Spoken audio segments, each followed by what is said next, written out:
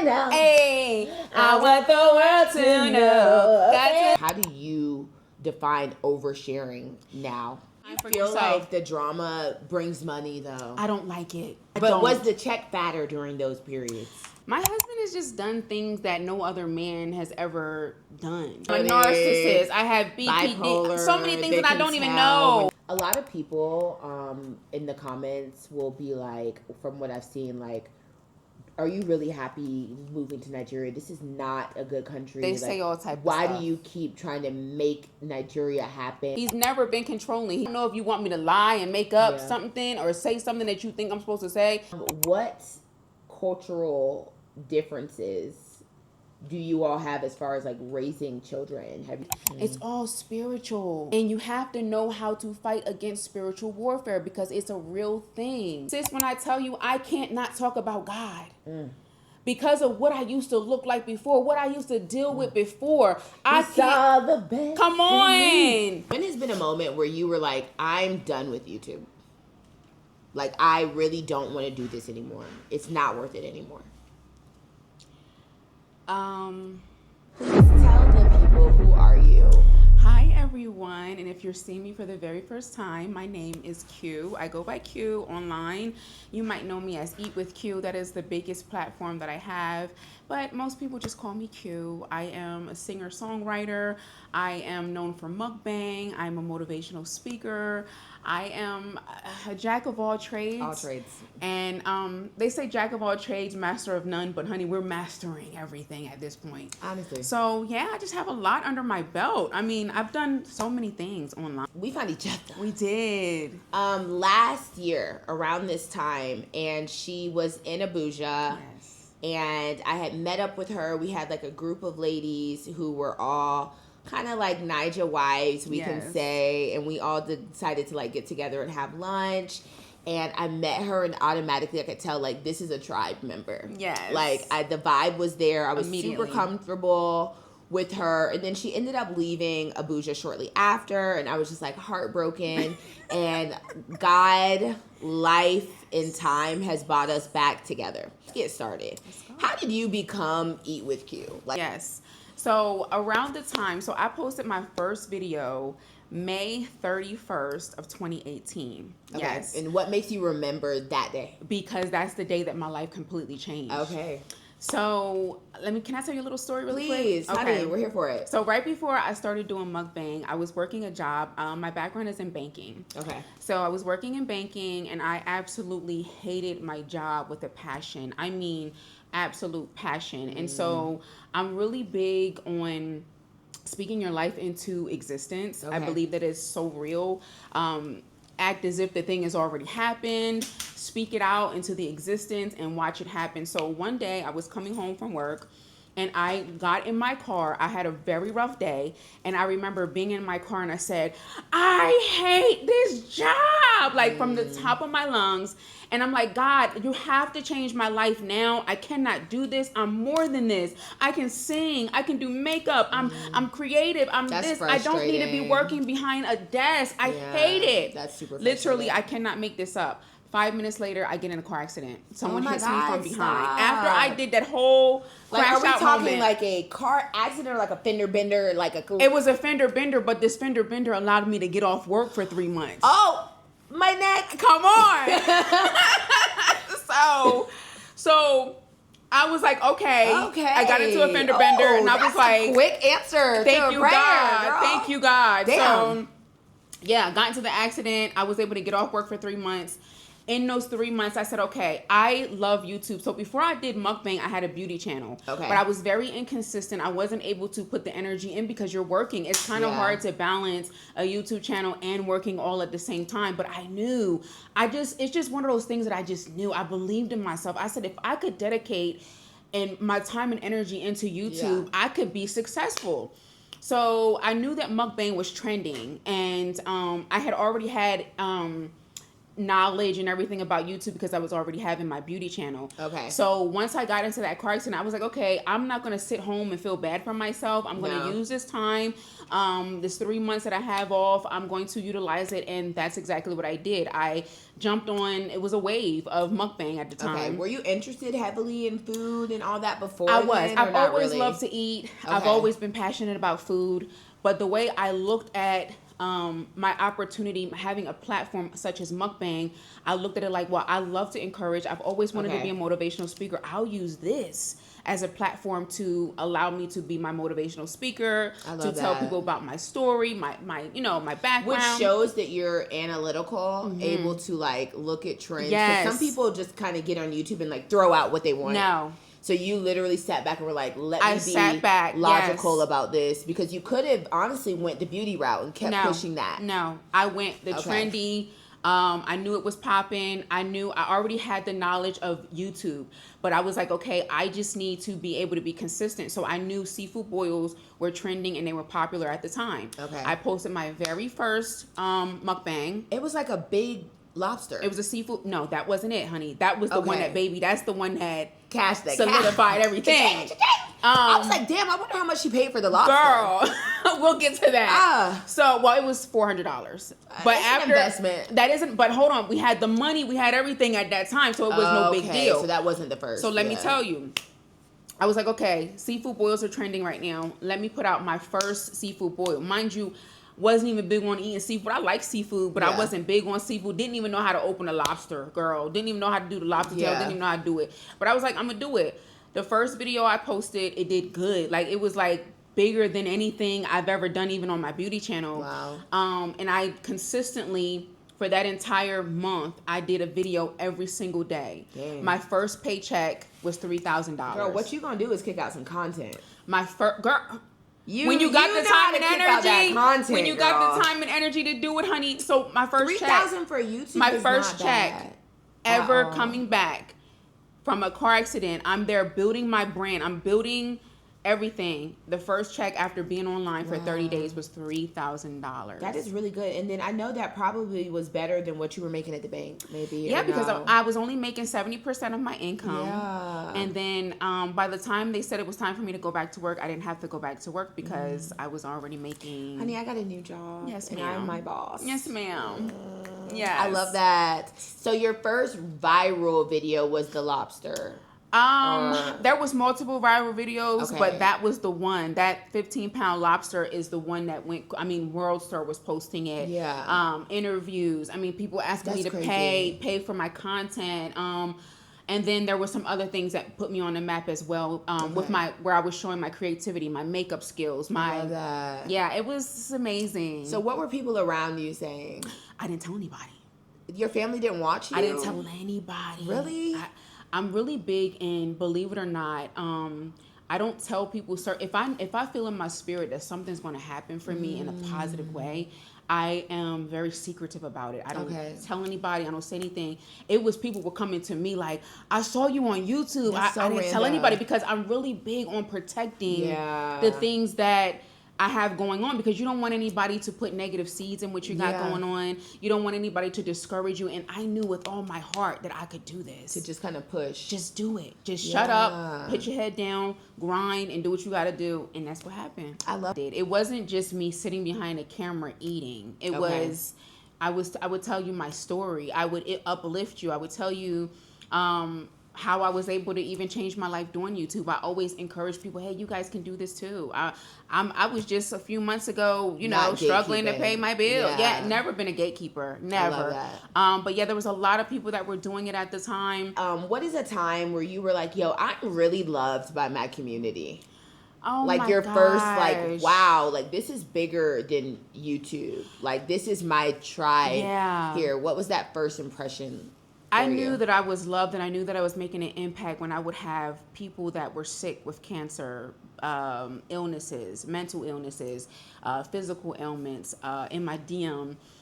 When I had Make-A-Wish Foundation reach out to me and tell me that they had a little girl, her dying wish was to meet me. and sit down and eat with me. Stop. I know. That's Don't make really me start sweet. crying, please. I so know my eyes are sweet. starting to And water you up right did it? now. What I did you guys did. eat? I did it twice. One time, one little girl came to my actual house. Stop. I shaved my head bald. She had cancer. Stop. You shaved your head. I did, and That's really her mom. It was a surprise. Her mom didn't know she was coming over my house. Shaved my head bald. I opened the door, and she's like, "Eat with Q." And we've even had dinner many times. We still keep up with each other. Her mom still reaches out to me, and it was so sweet. And there was another little girl.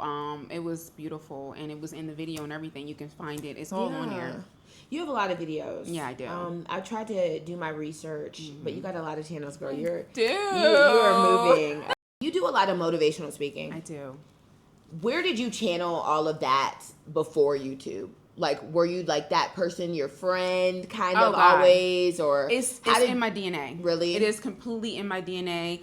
I'm the cheerleader for my friends. I am that person that says, you can do it. You can do anything.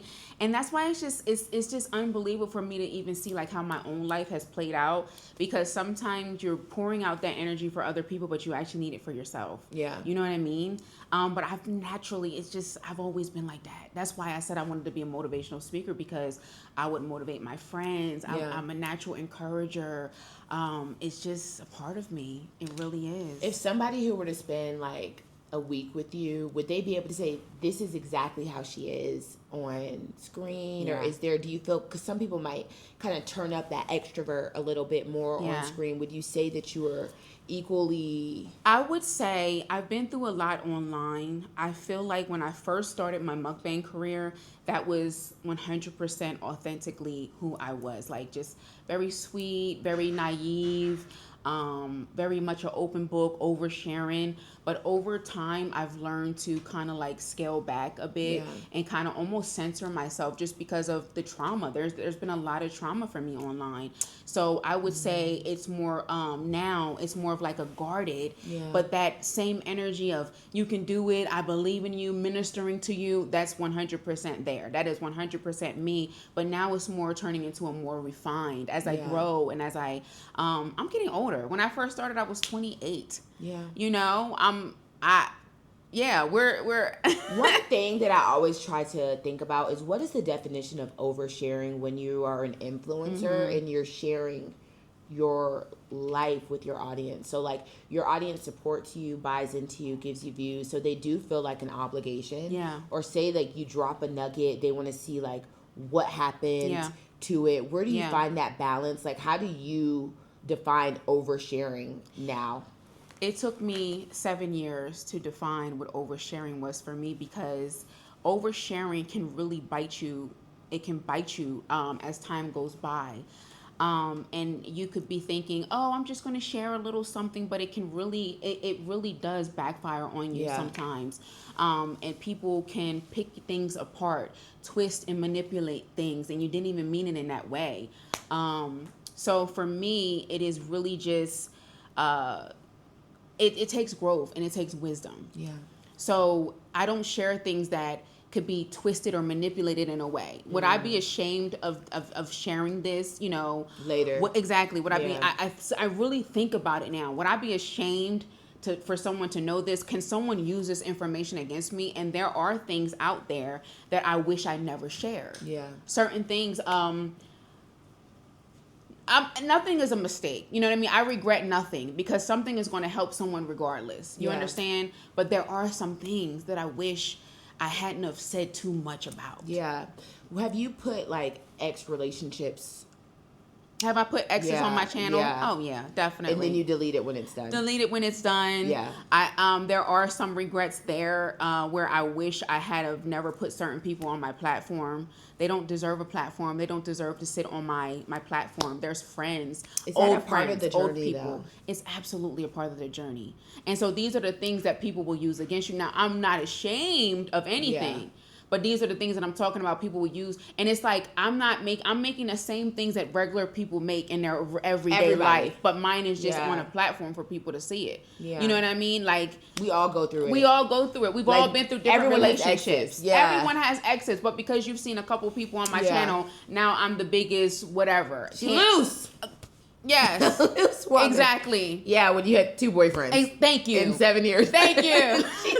She just moved on. That's on my channel, to be honest. They've watched me go from up and down. And sometimes there has been times where I'm like, dang, that person was kind of right. Yeah. Or like they kind of forewarned me. I've had, people say, I've had warnings. I definitely have had one of my biggest mistakes. I had someone tell me, the person that I was dating at the time, well, he was actually my fiance at the time. He was like, I don't think that's a good idea. And I did it anyway. And it just was, and I'm just like, I should have never done that. So there are warnings. Warning comes before destruction, okay? Yeah. Every time. But you have to be willing to take heed to those things. And so that's why I'm saying now it's maturity, it's growth. It's time. It's time. Yeah, and your followers grow with you. Absolutely. It becomes awkward because you're just like, do y'all know me? Yeah. I do believe that there is a certain level of knowing me, and then there's a level of you don't know me at all. Because there are people that feel like because you share things in your life, because they've seen you do 20-minute videos, 30-minute videos, hour-long videos, and they've been watching you for 7 years.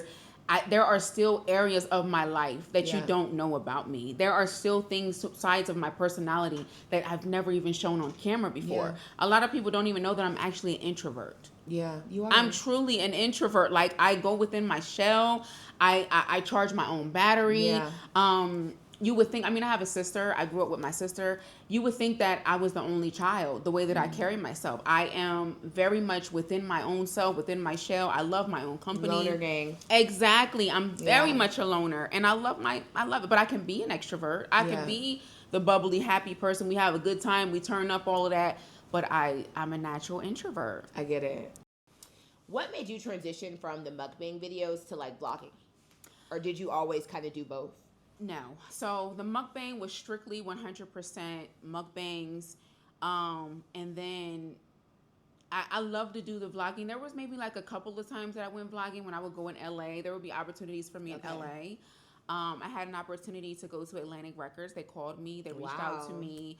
And they had an artist that they wanted me to hang out with and talk to and stuff for her music video. And so we did content for that. So I would vlog that. Anytime I go to LA, I've done a lot of things in LA. When I went to New Orleans, I did vlogging, and that was on my Eat With Q channel. But then I was like, everybody wants to know about my life behind mukbang and who I am. So then I created the vlog channel with my husband. Okay. And we're just... If you had to choose between mukbang and vlogging, which one would it be? Mukbang, you can just sit down and eat, and you can do it with your eyes closed. Vlogging, it does take a lot more time, a lot more editing. Yeah. But I do love to show different sides of my personality. Okay. So I feel like it's like the best of both worlds. I like both of them. How often did you like run into people? Oh my God. People see me everywhere really? I go. Nah, it's nonstop. Are you like oh my God, let's chat and talk, or like gotta run? I'm oh my gosh, let's chat and talk. I'm a hugger. You would think I was your family member. I'm like, hey girl, or hey whoever, you know what I mean? Hug, let's hug, let's take pictures, whatever. Like you seem like that type. I am. What do you do when the social media just becomes too much? Like, what's the longest break that you've taken from socials? Thank you for asking me that. So I went 6 years before I ever took a break. I was 6 years straight, never taking a break, never nothing. And my mental health. When you say a break, like what is... When you say straight, what does that look like? Like every day, like you were saying? I would post every single day, and it would be to the point where... For 6 years? Yes, ma'am. Now, hold on. Girl, let me borrow $50. Hold on.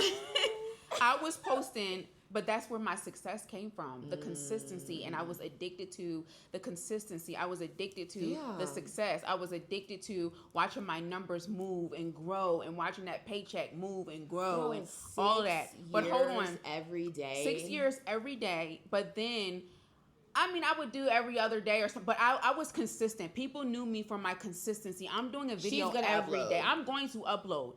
The longest I ever took off was, I would say, 3 months on my mukbang channel, and that was because I was here in Nigeria spending time with my husband, and we were building our marital channel. But I would say the first time I ever took my mental health serious was in 2022. So I was consistent. Okay, that's post-COVID on my channel. Yes, that's when you first came. When I first. Well, I hadn't gotten here yet. Okay.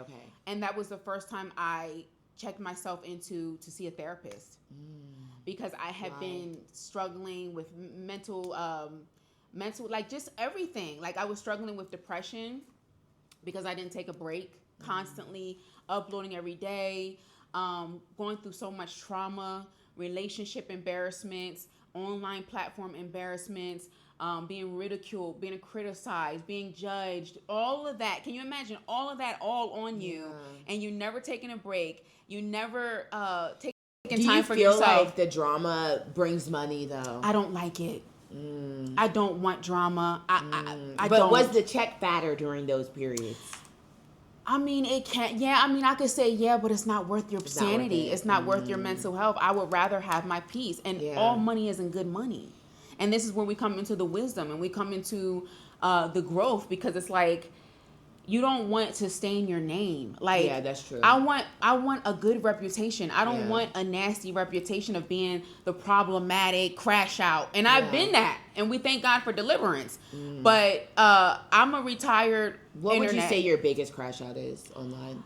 My biggest crash out was actually after I got married. I would say around the time when I got married, there was just so much spiritual warfare. Negativity. Lots, like, and I didn't understand it. Like, I just felt like Had they been that intense with your other It was never that intense. It was after I got married, and I could not understand it. And that's when I understood that this is spiritual warfare. But at the time, I didn't know much about spiritual warfare because I was a brand new, I had just given my life back to Christ. Okay. So I'm new. Like, I feel like I'm a baby Christian at this point. You know what I mean? So now as we refine and get into and understand these things, I know now that it was spiritual warfare, but my crash outs, you know, they came. Like, even when I went through a lot of stuff prior, I didn't crash out online. The crashing out would happen. It happened after I got married because I'm like defending my marriage, and I'm like people coming out saying all type of crazy stuff, and I'm That's like, draining, especially when you're like trying to be in a honeymoon phase. I could not understand it, Brittany. A newlywed phase. I could not understand it. So when you say crash out, like what did you do? Get on live? And I would get on live and curse everybody out. I would get on live, defend myself. I was following you. I would get online. Leave Q alone. I would get online, defend my husband. I would get online, defend myself, defend my name, and now. We have to understand that people want to disrupt your peace. They do. And there's more power in silence. There's more power in ignoring people as if they don't matter. It hurts someone worse when you treat them as if they're like they don't exist. Yeah, because I was gonna say once they see one crash out, they're gonna because they want that reaction. They want so now. Honey, say what you want to say. I don't care. Say what you want to say. What is your biggest misconception as a? I mean, you really are a super YouTuber. I am. What is your biggest, like, people misconcept about you? I think that is a really good question because there's so many different opinions about me. What's the one that just kind of irks you the most, though? Or, like, this really isn't that way. Or, like, I'm really not. I'm really the sweetest person that you would ever meet. Okay. I am so loving. I am very genuine. If you're my friend, I treat you like family. I'm loving. I'm just a very bubbly, sweet person. Yeah. So when you see me being bubbly, that's not fake. That's real. Like, that's just real. You know what I mean? Like, I don't. And then the people put mental illness on me. The only thing I've ever suffered with in my entire life is depression. Yeah, I've suffered with depression. I saw that someone said that you have borderline. They said I'm a narcissist. I have BPD. Bipolar, so many things that I don't even know. So many. So I've never taken medicine. I've never taken any form of. And then should I ask her if she came with the Xanax? And then all of this came. When I said that I would do therapy. So people think that because you put yourself in therapy or you talk to someone, I'm proud of myself for actually sitting down and talking to someone about my life and what it's been like for the last 7 years and even digging into childhood. And I've never done that before. So I don't know if you don't have to be a basket case. You don't have to be a basket case to seek help. Exactly. Yeah. Okay. When has been a moment where you were like, I'm done with YouTube? Like, I really don't want to do this anymore. It's not worth it anymore. I would say it was around the time where I thought my marriage was going to be over. Okay. Oh my gosh, I feel like I'm getting emotional. Get emotional. Do we have any tissues? We do. But I don't want you to cry. Okay. Do you need to cry? I feel like the eyes are watering. Oh, no. Can you go grab her a tissue? That I was going to be getting a divorce, and I just felt like everything just keeps crashing down. Like, I can't win for losing. Yeah. People have seen me go through cancellations. People have seen me go through relationship issues. Thank you. People have seen me go through so much, and I'm trying. Yeah. And I just feel like I'm getting dogpiled on constantly no for my what. mistakes. And people are putting mental illness on me, and I'm not even that. Like, I'm literally not even that. And I'm trying. I'm literally trying. Yeah. And it is so hard. And I just felt like I just can't do it no more. My words are constantly getting twisted. Someone's constantly putting things on me that are not true. I'm being told that I'm somebody that I'm not. And that was around the time where, so I guess you would say 10 months ago is around the time where I was like, I just can't do this anymore. That's recently. That was recently. But even with everything else, I never wanted to stop. No. Yeah. But that was like the final thing for me. And I was just like, I can't do this anymore. Like, I'm tired. It's not worth it. It's not worth my mental health. It's not worth the stress. People constantly doing things to ruin my life. Yeah. Literally malicious, evil things to ruin my life. You've never done anything to someone personally, and they just keep trying to do things. You know what I mean? I'm building things for myself, and they just keep trying to tear my life apart. You know what I mean? And it was too much. And do you feel like all of this is making you stronger, or actually like breaking you down? No. Though, like, because the paradox is, if you weren't on YouTube, you maybe wouldn't have anything to be strong about. My God. Do you feel like? My God, when I tell you, is the emotional cost worth it? It was worth it 100%. Because baby, let me tell you who I am today. I am unbreakable. I call myself a phoenix. I'm that person that rises from ashes. That is me. That is me. I rise from ashes. And I've been doing that as far as I can remember, from 5 years old. I am unbreakable. I might bend a little bit. I might sway a little bit. But I am not the type that I'm going to sit down and you're going to dogpile on me and I'm not going to get up. And that's what makes me so scary. That's the scary part. That's the intimidating part. That's the part where people scratch their head wondering how we done did all this to this person. We done said all this to this person and she still keep going. She doesn't care. You can't mess with me. Yeah. My mind, and that's the thing. Some people feel like, oh, I've been dealing with depression. I've been dealing with this. I've been dealing with that. You're not, I'm strong. I might be down a little bit. I might feel a little depressed a little bit. But I'm going to come back. I'm going to come back swinging. I'm going to come back stronger. And I'm so grateful. I'm so grateful. And I think that's beautiful to watch. And that's why people stay engaged. That's why. And because people even low-key, like, look for motivation in that. They do. Yeah. Even your enemies enemies are wondering, how is she able to do this? And the thing about it that gives me strength is that you can never walk a mile in my shoes. All that I've endured, some stuff was self-inflicted pain. Some stuff was completely, I didn't deserve that. But you can never walk a mile in my shoes. Yeah. A lot of the things that I've been through, anybody would snap. Anybody would crash out. Anybody, I don't know who wouldn't. You know what I mean? If I sat and told people all that I've been through, even the things that you may see online or the things that you haven't seen, I don't know anybody that will come out and not feel some type of way and not need to see a therapist or sit and talk to somebody, you know what I mean, for all the things that you're going through. Has there been a time where, like, your family is like, why are you talking about what I did to you online? Or, like, when you're giving your testimonies, like, how does that work when it involves other people? I mean, I feel like I haven't done too much damage. I haven't said too much when it comes to, like, family. I mean, I've talked about a little bit of the things in my childhood. I haven't gone too deep, but my dad felt a type of way when I told him when I said some things about just, like, kind of like how I feel about like men, like you know, how it was a little bit of a struggle, you know, in my marriage. I realized, like, marriage is a mirror, first of all. And you realize some things as you're in the marriage. Who raised you to, like, right? Like, you be like, damn, who did raise me? Like, dang, I'm really rough around the edges a little bit, or I'm really like, dang. The crazy part will be when Shola's like, "Oh, your parents let you do that." Yeah. I'm like, yeah. You know, or when you're looking like, dang, I really wouldn't let my child do this. Right. My parents let me do this. Right. So marriage and raising children truly is marriage has literally showed me who I am, which it does that. Marriage does that. And so I didn't know a lot of stuff. A healthy marriage, absolutely. Does that. So what does cancellation even look like when you're a YouTuber? Well, because it's like, first of all, you're still watching. First of all, let me just say this. There's no such thing as cancellation. That's number one. Because you didn't build my platform. And you didn't, like, I'm the sauce. I'm the sauce. I'm the juice. I'm the everything. So you can think you canceled me, but canceling me is me leaving the internet and never coming back. Exactly. That's cancellation. You're the only person who could cancel yourself. I can only cancel myself. You get it? So I've been through many cancellations, but I'm still here, still thriving.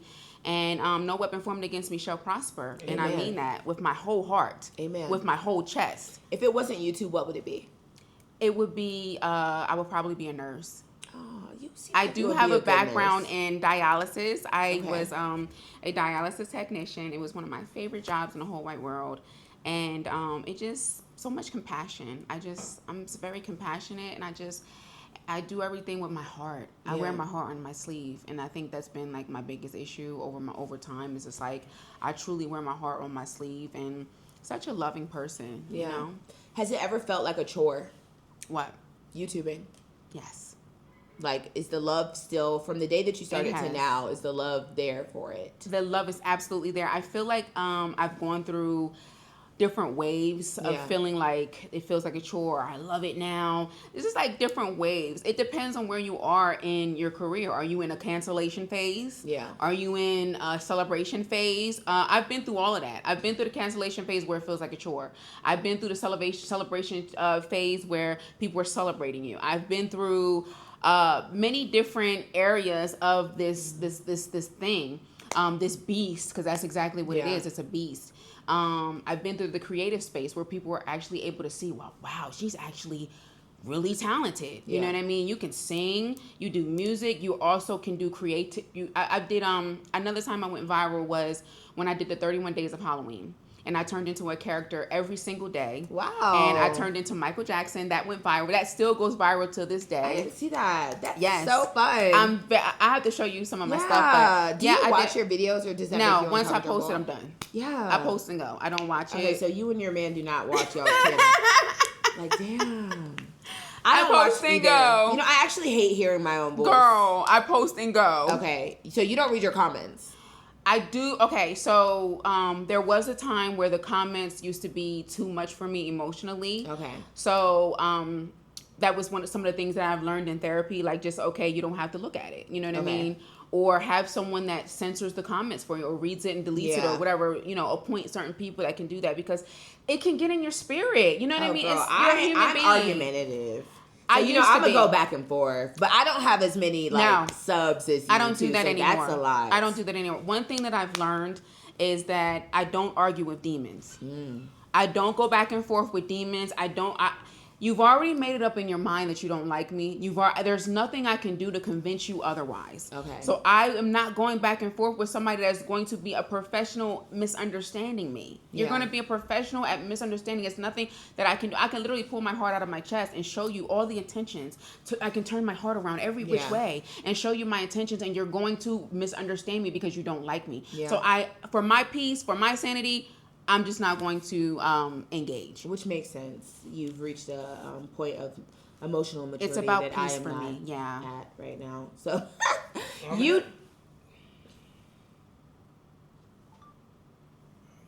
how's it going?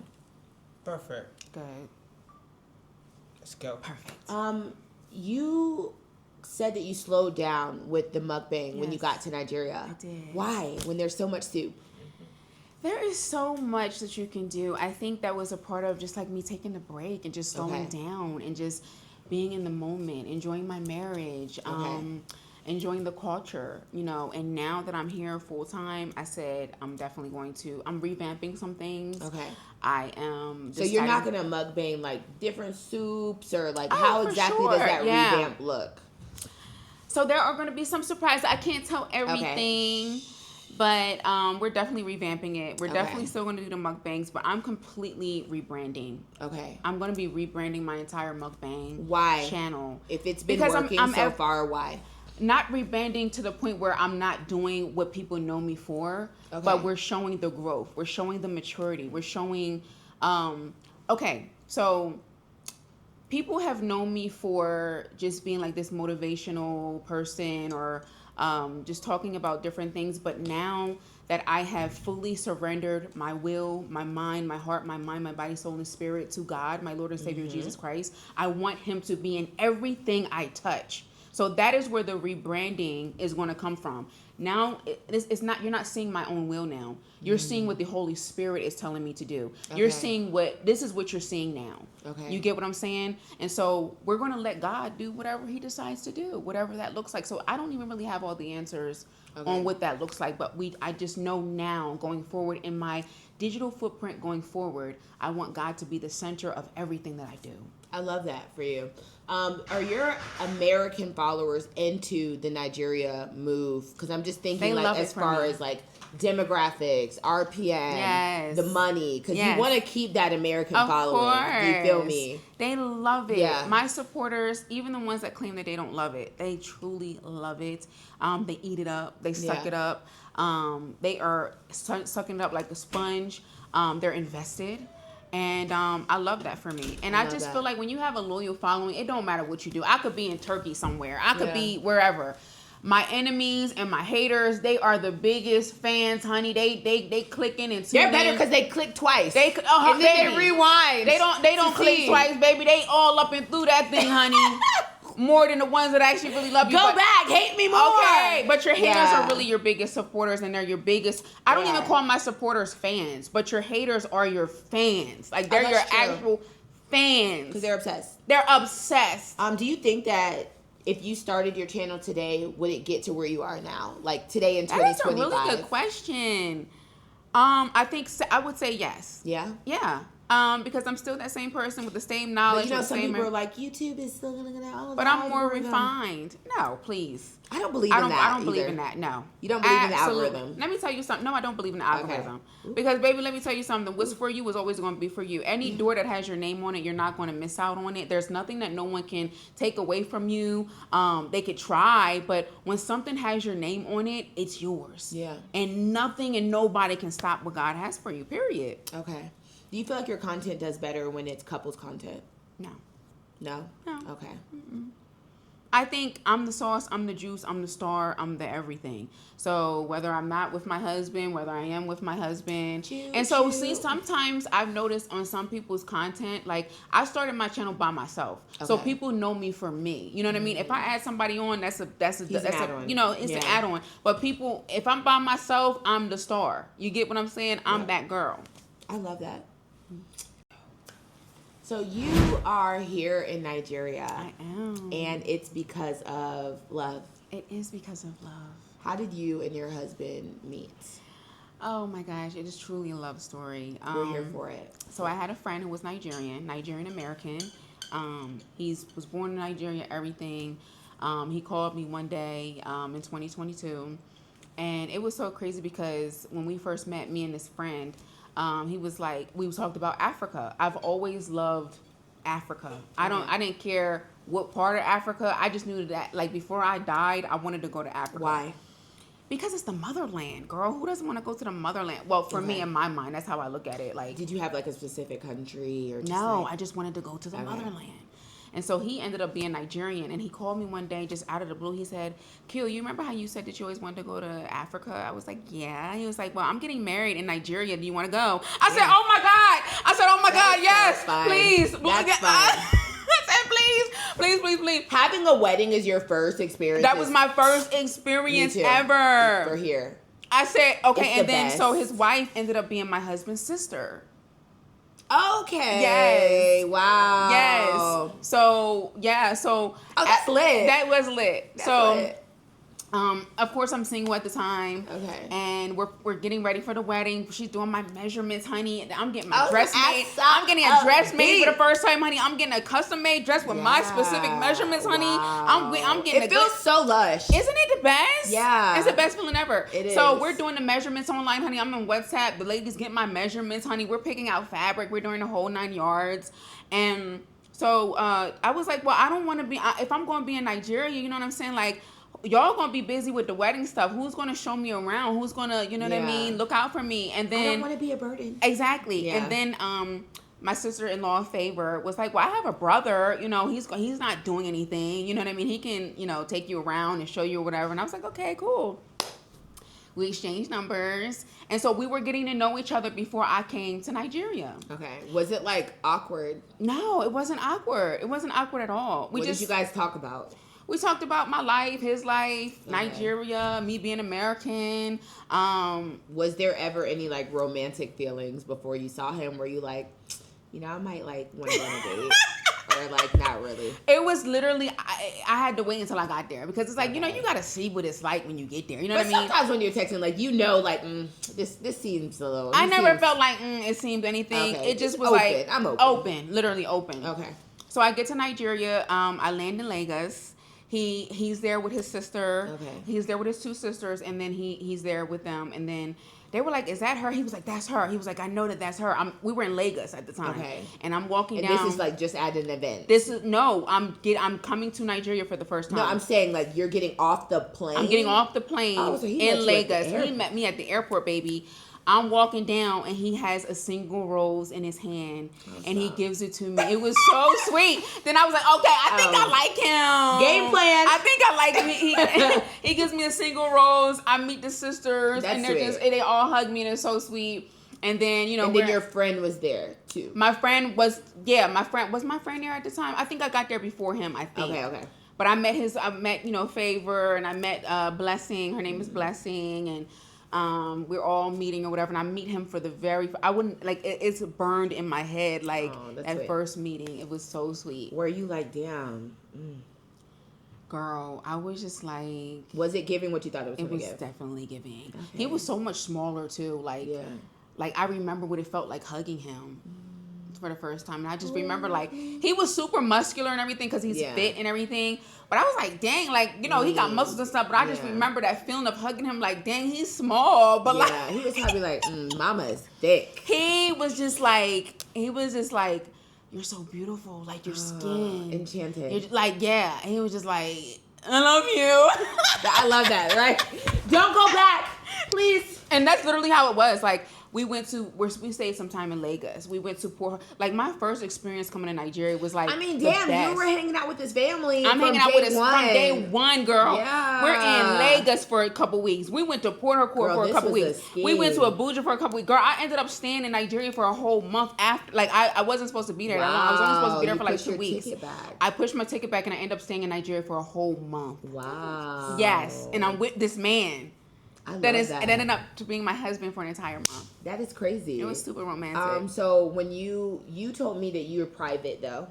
Yeah. So it's not like you were like telling people you were Girl, here. I didn't tell. Okay, so people knew that I was going to Nigeria, but they didn't know, like, it's funny because I feel like I'm a private person, then I feel like I'm not. It's like certain stuff I will keep to myself. You're not going to be able to get it out of me. Yeah. And then it's like some stuff, it's like, okay, I'll tell it. But yeah, honey. Did you tell the YouTube that you were coming? I did tell YouTube that I was coming to Nigeria. Yes, I did. But you were not vlogging and posting? I did vlog a little bit, yes. Okay. But then I was just like so caught up in the moment. Like, do you feel awkward vlogging here in Nigeria? A little bit because it's like the camera thing that they are here. Like, I feel so uncomfortable vlogging here. I don't know why.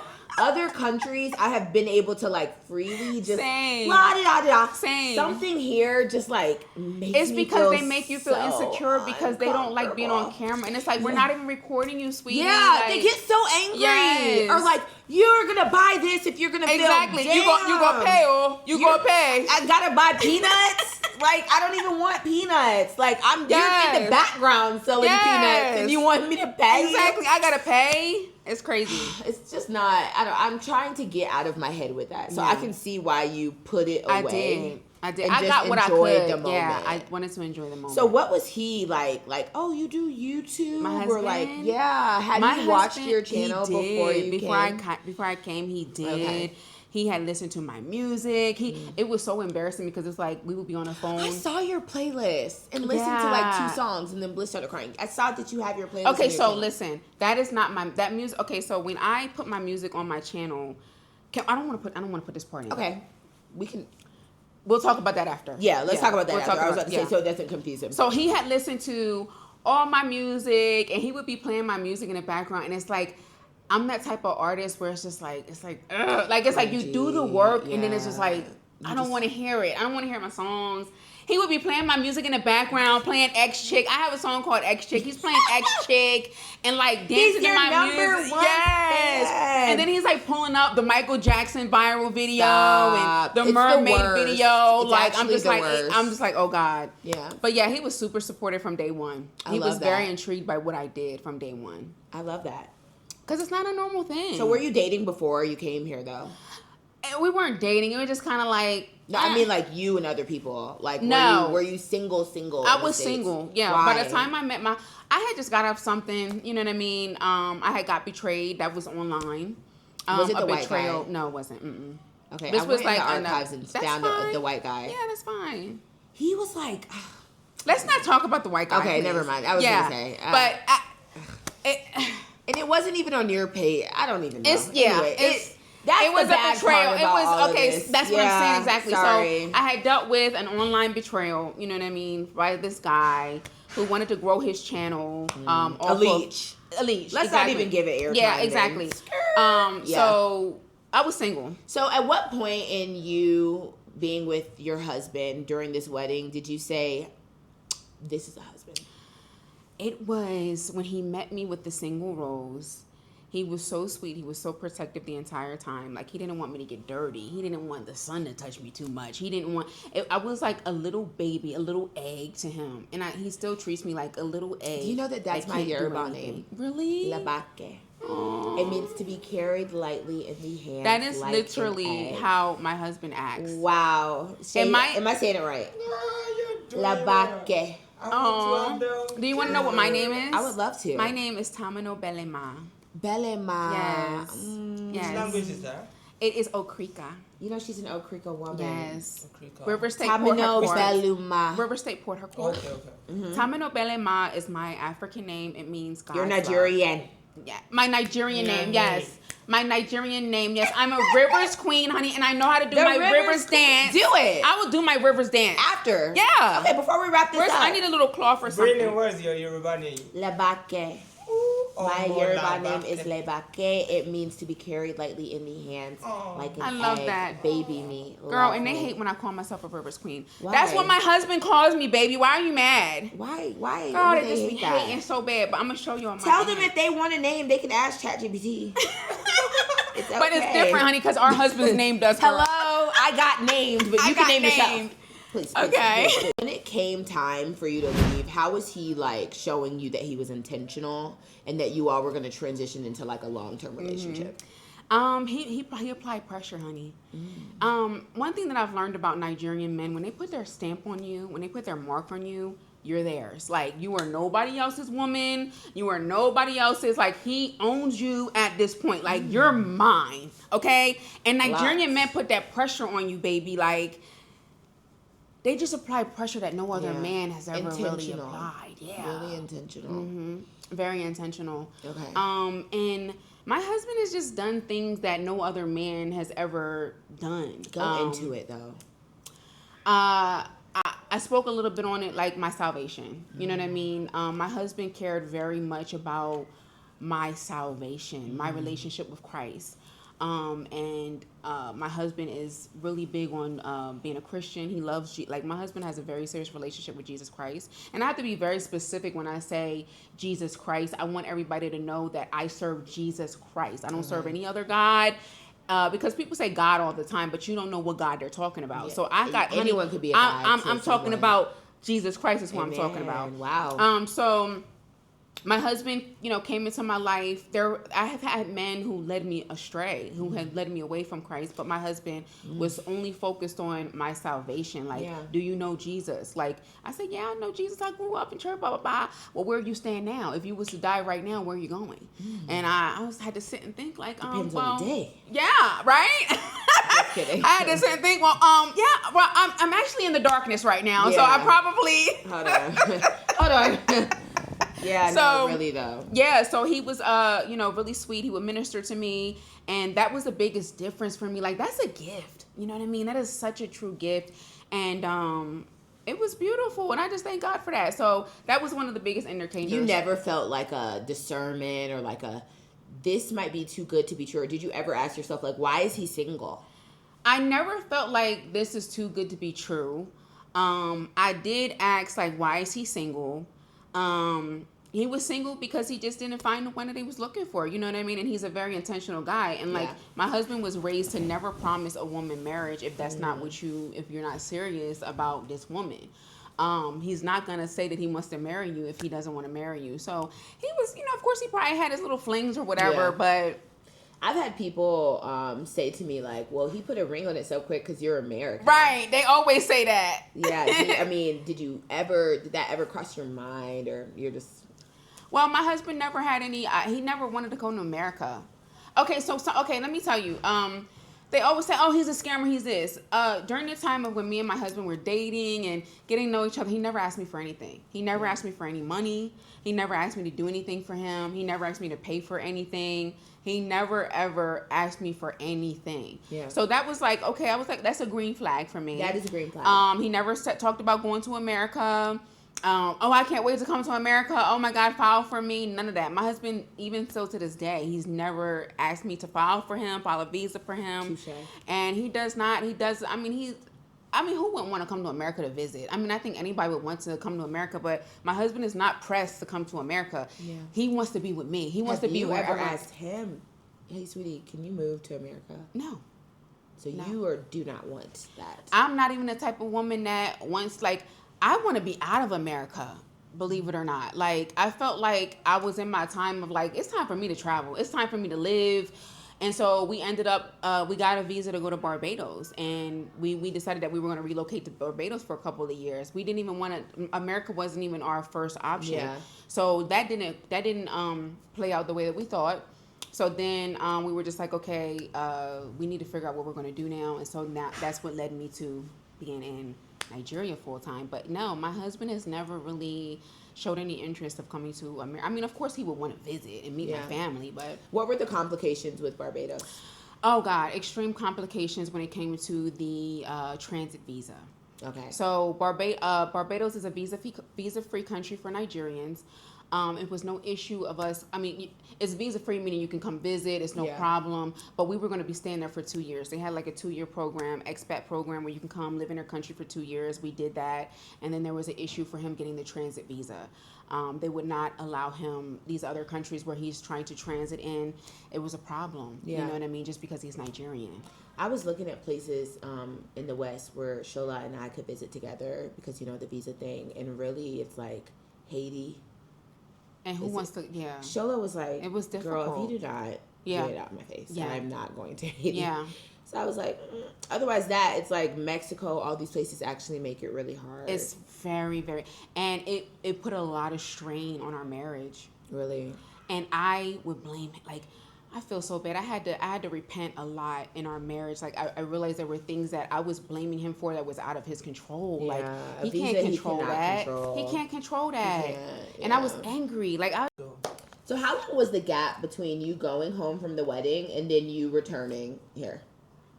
30 days. Literally. Mm-hmm. So you went home. What were all the things that you did to kind of prepare to come back here? So I didn't know that I was going to come back as soon as I did. Okay. Everything kind of happened so fast. Like, after I left Abuja, meeting my husband and getting to know him and being around him, things started getting really serious really quick. He had put his stamp on me. I love you. I want to be with you. He didn't even do like the love bombing. You know how like people do like the love bombing? He didn't do that. It was just like, I feel something from this person. Let me pray about it. See if this is it. When I came back, the next time he asked me to marry him. Oh my gosh. And had y'all had like hard talks? Oh God, are you kidding me? Very hard talks. What about? All kinds of stuff, honey. Yeah. Think my childhood, his childhood, just everything. No stone was unturned. Yeah. And so I felt very comfortable sharing things with him. I was an open book with him. He knew about my past relationships. I told him things that would scare off the average man. Okay. That's not ready. You know what I mean? Because if you're going to be with me, you need to know everything. I don't want you to say that I hid anything from you or you're just finding something out or whatever. I told him my deepest, darkest secrets and things. And I think it's fair. You know what I mean? I want you to have an opportunity to say, this is what you want to deal with, or this is, all that comes with being with me. Yeah. I let him know, like, for a very long time in my life, I dealt with, not clinically depressed, but there are times where I can fall into it. I can fall into a depression from like maybe something that's going on in my life, or my mom suffers from depression, so I get it. I wouldn't say that I suffer from depression. I would say, no, I'm not even correcting you. Yeah. I'm just saying, like, it's something that has always been like, it's there. It's something that has always been there. Yeah. But I had to learn that is not my identity. No. It's not my identity. It's not who I am. Like, it's not, I don't come into agreement with depression. Depression has just been something that has been there. And, as I, understand my relationship with Christ, my identity is in Christ Jesus. Yeah. It's not in anything that any labels, anything like that. But I always find that very intriguing when you got a whole bunch of psychiatrists online. Yeah. They of course, diagnosing you with all kinds of stuff, honey. Okay, so you have a friend. He invites you to his wedding. Yes. At the wedding, you are with his wife's brother. Yes. You guys fall in love. You overextend your stay from the wedding. I did. Go back to the States after he's declared his love. Yes. And then you come back in 30 days. No, okay, I didn't come back in 30 days. I came back, so I got back in August. I came back in November. So what's that? 90 days later, I came back. 90 days. 90 days later, came back and then got married. And then you guys got married. How far after you landed was the wedding? So we did our court wedding, and so I landed. I celebrated my birthday. So my birthday is November 8th. Okay. I celebrated my birthday in Nigeria. So I would say I came there November 3rd. Let's say I came there November 3rd. We got married at the court wedding. Nobody really counts the court wedding like that. So I think it was like November 27th. Okay. November 27th of 2022. And then we got married in December, like our official white wedding, traditional wedding was in December. You told your following that you went to the wedding. Mm-hmm. Can you help me without clothes? No, sorry. You told your following. Thank you. Good catch. You told your following that you went to the wedding. Mm-hmm. You told them that you were hanging out with the guy. Yes. Okay. He was kind of. And did you tell them I'm going there and moving and getting married? I think after we decided that we were going to get married, that's when we opened up the marital channel. Okay. Which was the Fibarissimas. So they watched you land. They watched me preparing for my wedding. Okay. They were in the whole process of me picking out my fabric. Yeah. So it was content. I created it as content, and I created another stream of income for us. That's smart. Okay. And was he camera shy at first? Not at all, honey. Okay. Not at all. He was ready. He even did some content with me on my Eat with Q before, like, because that's how I leveraged it to build the marital channel. Okay. So he did a couple videos on there with me, and then we built the marital channel. How did your family feel about all this? When I told my mom that I was moving to Abuja, and I said, next time I go, I will be getting married, she was just like, oh, Brittany, I'm so tired. And then I was like... I mean, do you want to come? Right. Because she was like, I have to. Like, I don't have a choice at this point, but what are you doing? Okay. So how was your family? I would say, like I said, I keep things secret and I keep things private because I don't want anybody putting a damper or arrow or negative. I don't want your mouth on my stuff, okay? So I told my mom, like a week before I was about to leave, I said, Mom, I'm getting married. And she was like, that is so ignorant. Like, she was like, that is so ignorant. Like, because I didn't say anything. Because I didn't tell her. Like, I just told her, like, I'm about to leave a week later and I'm telling you now that I'm getting ready to get married. You know what I'm saying? So I didn't really give anybody an opportunity to, like, because I just, you can't. You don't want to hear I don't want to negative. hear it. I'm doing I just don't want to hear it. I don't. So I don't want to hear it. Anybody. I told my sister. My sister knew. My mom knew at the last minute. I told maybe a couple people. So yeah, people thought, oh my God, what is wrong with her? Like, I was gonna say, what about when people say like you didn't tell anybody because you knew that's not what you were supposed to be doing? I don't care. Like I literally don't care. But then recently I found out that there are a couple of individuals in my family who have spoken very nasty, negatively about my union. I actually really recently just found that out. And so it makes me very happy that I moved the way that I moved because it's like, I don't want that around me. I don't want that type of energy around me. And I'm not here to prove anything to anybody. So you did not have any family at the court wedding? I did not have any family. What about at your wedding. Traditional? They were on FaceTime. Okay. How did that feel though? I'm not going to lie. I was actually I felt kind of sad. Because it's like you're getting married. Like, you know what I mean? Like, you're getting married. You know, they were there on video and FaceTime. And then I had support. You know what I mean? I had so many people in my family that supported me.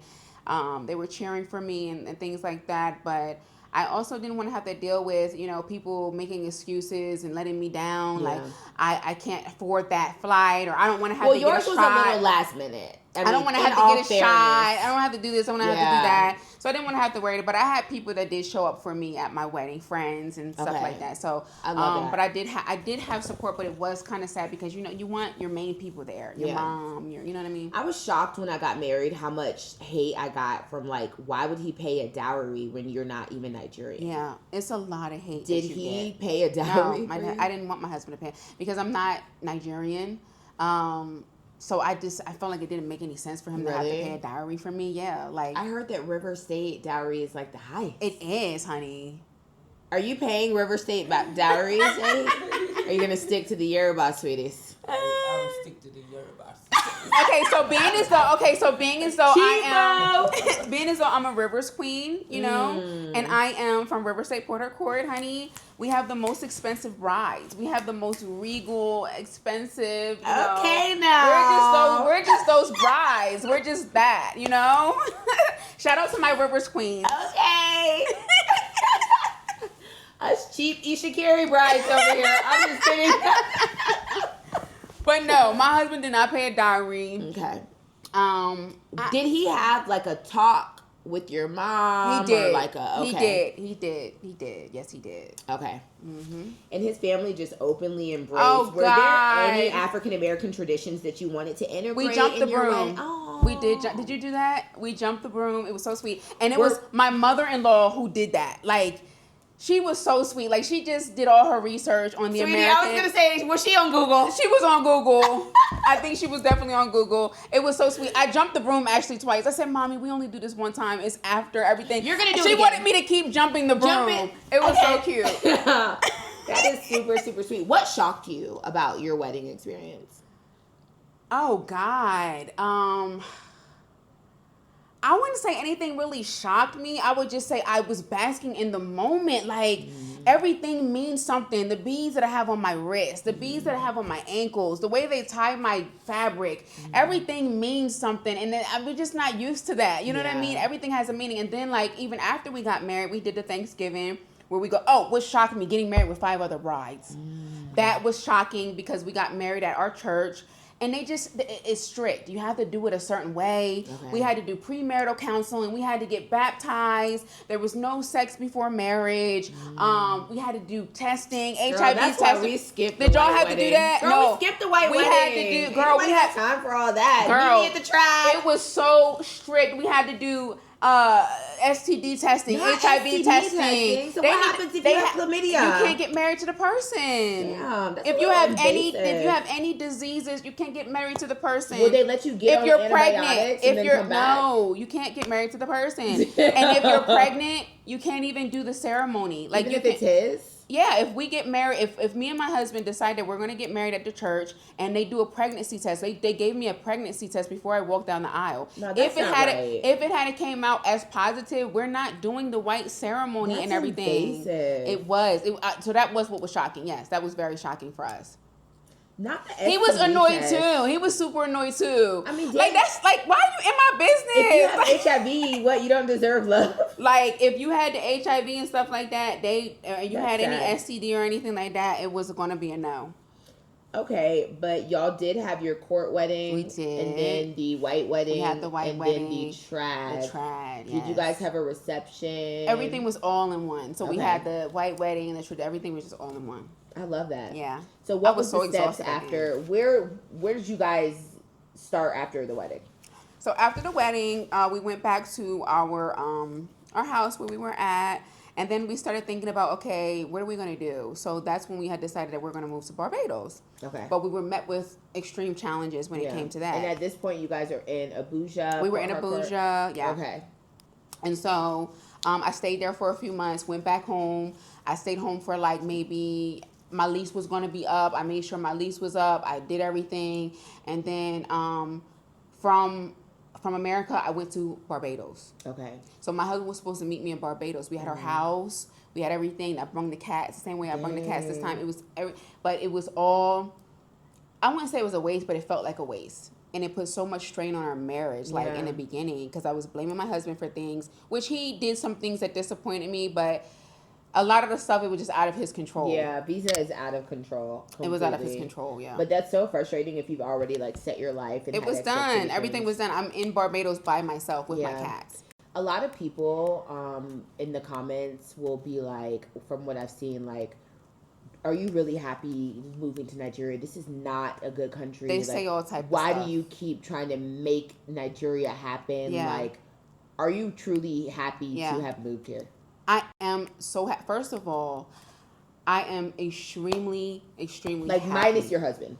Minus my husband, I am extremely, extremely happy. I have my cats. Okay. That was the biggest thing. I kept leaving my cats for months at a time. They're my support system. They're like my children. Yeah. Okay? And I have my cat. So as long as I have my little family and I'm good to go, I'm good. Like I can make it happen. I can make it. I can adjust to anything as long as I'm not. I've never been hot in here in Nigeria. A lot of people think I'm living this miserable life here in Nigeria. I'm not. I was more miserable and hot in Barbados. Barbados is beautiful, but I was hot. Barbados is hotter than Nigeria. Yeah. You know what I mean? I've never sweat. I even in my mind, honestly, and this sounds awful, before I moved here, I just did think it was super hot. I don't know why. Because we're ignorant because it's the Africa and you just think it's hot. No, I lived in Kenya where it snows sometimes. That's and crazy. it was cold. That is so crazy to in even my know mind, that. girl, it's crazy. It's very cold in Kenya. In my mind, I just never envisioned, like, I don't know. So I get people's assumptions, just what we've heard. I have never broke a sweat here in Nigeria. Girl, Like, you haven't been here during hot at all. It's hot. My husband has never made me feel uncomfortable. You know what I mean? He wants to make sure that I'm comfortable. Girl, it's because he keeps you inside. Because it be real hot. Shahi, can I get a witness? Can I It is hot. Don't get me wrong, it's hot. But, baby, if you've ever been to Barbados, honey, you can handle any type of heat. It's humid down there. That's what I don't like. Girl, you can't even wear makeup. You can't even wear a wig. It's that hot. A lot of women in your comments will say, your man is controlling. What's your take on this, like, stereotype or monolith that, like, Nigerian men or African men are super controlling, and it's not, you know? First of all, my husband's not controlling at all.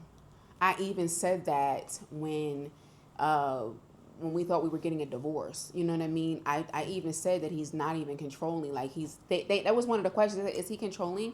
I was like, no, he's not controlling. He's never been controlling. He's never said, I can't do this. I can't go there. I have to wear my hair a certain way. That's controlling. Controlling is somebody saying, you can't wear your hair this way. You can't wear your hair that way. You can't do this. You can't do that.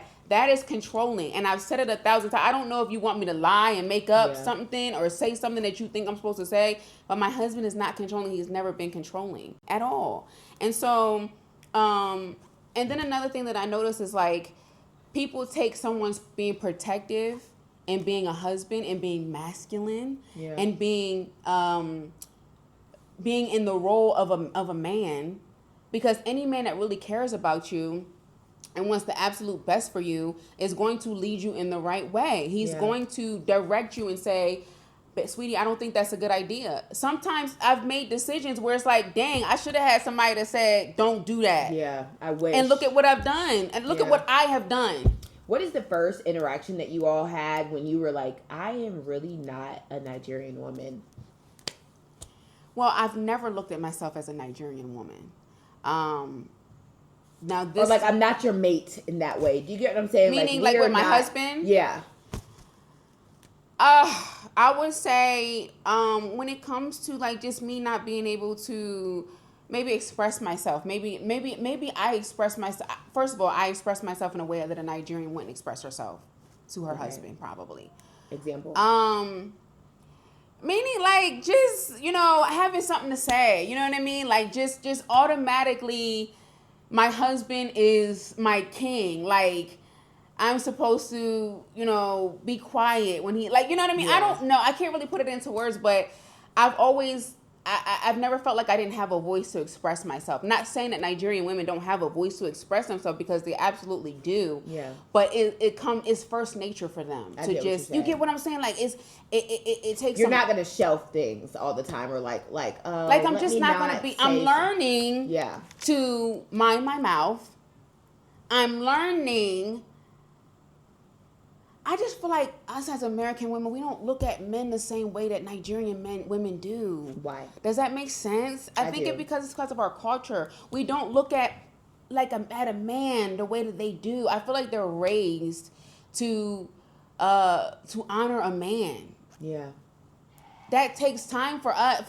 I can't speak for anybody else, but that takes time for me, because I've never even looked at my father. We're talking about somebody that even looks at their father in a way of reverence, and their father in a way of daddy's little girl, or, you know, he's the head of the house, or, you know what I mean? I've never had that. Yeah. So I'm learning to look at my husband as, he's the head of the house, he's the leader, he's the this, he's the that, you know what I mean? One thing I've noticed here is I feel like respect for men is just like top tier, an obligation almost. And so that's what I mean. It's like you earn it. There it is. You just said what I'm trying to say. Deserve respect. You just said what I'm trying to say. Yeah. So that's what I'm saying. Like, even if your husband is misbehaving, you're still going to give him the respect. But then for us as American women, it's like, you got to earn that respect, and you can lose that respect. Yeah, if you don't deserve it, you're not. And it's going to take a little bit to get it back if you do something. You get what I'm saying? But here, culturally, it's like they're going to get it regardless. Yeah. She's going to cook for her husband regardless. You act up, okay, like in my mind, right, as an American woman. The old you. Like the old me, yes. You get on my nerves as me being an American. I might not cook dinner. Like, I'm upset. I'm going upstairs. I'm not cooking. Oh, honey, but I'm not going upstairs. I'm going outside. And then I'm going to go eat. The Nigerian woman. But what is the Nigerian woman going to do? She's still going to make sure her husband eats. Yeah. You have to. You have to. You get what I'm saying? But is that bad? Is it bad? I mean, it depends on who you're asking. Yeah. Because I feel like it's just a respect thing. Like, Nigerian men want respect. That's number one. They want respect more than they want love. Yeah. They want respect. Period. Yeah. But it's like, for us, it's like, you need to just, like, you're not going to be doing whatever you want, and I'm still going to treat you with the same. There's boundaries. Right? There's boundaries. Yeah. What cultural differences do you all have as far as like raising children? Have you all talked about? That is a very good question. We are 100% across the board when it comes to the way we want to raise children. Okay. 100%. So there is no cultural differences. There is no butting heads about anything. Do you plan on staying and raising your children in Nigeria throughout? I do. I want my children to have an African-Nigerian experience. Okay. I don't want my children raised in America. And if they do get raised in America, I want them to be solid in their root of Nigerian culture, to the point where they can look at other children from other walks of life and just be rooted and planted. I love the way these children conduct themselves here. I love the way they raise their children here, the families. I love the family unit. I love how family is everything. You don't see a lot of baby mama culture here. You don't. I'm sorry. You don't see that. There's a lot of abortion. I can imagine that. Yeah. Well, I don't think that's necessarily a bad thing. Well, I have my own views on that, but yeah. I mean, so when you first came, you did end up leaving. I did. What are some things that you wish or would suggest to women coming to do so that they cannot be in that position? Right. I believe that you should have, when you get married, if you decide that you're going to get married to a Nigerian, sit down, talk about it. Are you going to file for him the visa, spousal visa, or the fiance visa? What are you guys going to do? What is y'all's plan? I think you need to do thorough research and understanding, like, can your husband travel? Is he able to travel as much as you can? You have a blue passport, he has a green passport. It's a different weight and it's a different power when it comes to that. So I think if you guys decide that you're going to relocate him to America, do that right off the bat, 100%. Just do that. And you can travel back and forth until the visa and everything has been approved. If you're going to live in Nigeria, know that there is no comparison. America is America, Nigeria is Nigeria. And it has beauty in every country. There's beauty in every country, but it's like you can't compare it. There's no comparison. Nigeria has its beauty and its struggles. America has its beauty and it has its struggles. You just have to learn to appreciate Nigeria for what it is and be content. And if you can't be content in your reality in Nigeria, I wouldn't recommend it. I wouldn't recommend staying. Yeah. What is your favorite thing about being here? My favorite thing about being in Nigeria, I love the people. I love the culture.